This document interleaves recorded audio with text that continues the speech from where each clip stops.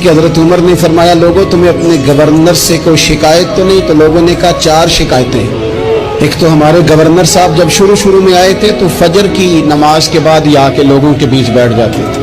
اب اشراق چاشت کے وقت آتے ہیں، سورج پورا طلوع ہو جاتا ہے تو حضرت سعید بن عامر رضی اللہ عنہ آتے ہیں۔ اور دوسری شکایت یہ ہے کہ صرف دن میں ملتے ہیں، رات کو ملتے ہی نہیں۔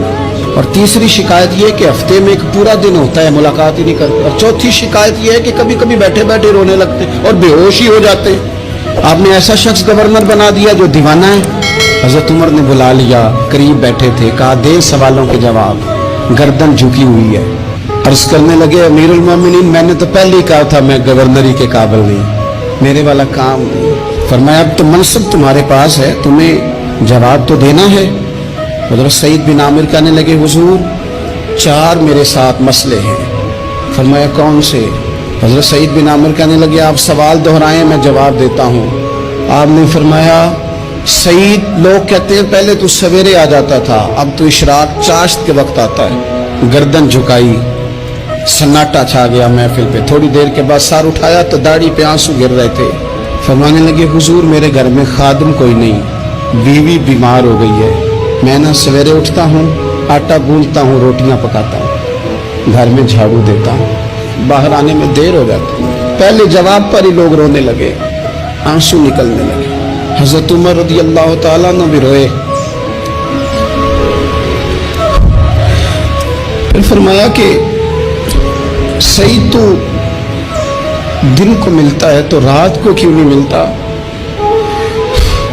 اپنی داڑھی پکڑ لی، کہنے لگے عمر ساری سفید ہو گئی ہے، اب تو لگتا ہے پھل پک گیا ہے، پتہ نہیں وہ کب مجھے کہے گا واپس آ جا۔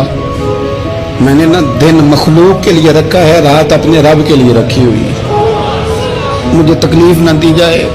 گورنر کی بات کر رہا ہوں۔ پھر کہا سعید یار ہفتے میں ایک دن ملتے کیوں نہیں؟ کہنے لگے عمر یہ میرے رب کے ساتھ پردہ ہے، اسے نہ کھولا جائے۔ میرا پردہ ہے نا، میں نے اپنے رب کے ساتھ اپنے پردے رکھے ہوئے ہیں۔ فرمایا نہیں آپ بتائیں۔ حضرت سعید بن عامر کہنے لگے غریب ہوں، ایک ہی جوڑا میرے پاس ہے، میں غریب، میرے جیسے لوگ ان کے پاس درجنوں جوڑے ہیں اور اس کے باوجود ان کی زبانوں پر شکر اس طرح نہیں آتا جیسے آنا چاہیے۔ میں نے کہا نا کہ میری اجرت میری محنت سے زیادہ کیوں ہے، میرے محسن تیرے احسان سے ڈر لگتا ہے۔ حضرت سعید بن عامر کہنے لگے ایک جوڑا ہے، ہفتے میں ایک دن دھو کے خشک ہونے کو ڈال لیتا ہوں، پھر بیوی کے کپڑے پہن کے بیٹھا رہتا ہوں۔ کس طرح گھر سے باہر نکلوں؟ میرا پردہ تھا، میں اپنی غریبیاں لوگوں کے سامنے نہیں رکھنا چاہتا، میں جانوں میرا رب جانے، میں راضی ہوں نا اس کی رضا پہ۔ اب تو حضرت عمر ہچکیاں لے کے رونے لگے، فرمانے لگے چل آخری سوال کا جواب ہی دے دے، کبھی کبھی روتے ہو تو بے ہوش ہی ہو جاتے ہو۔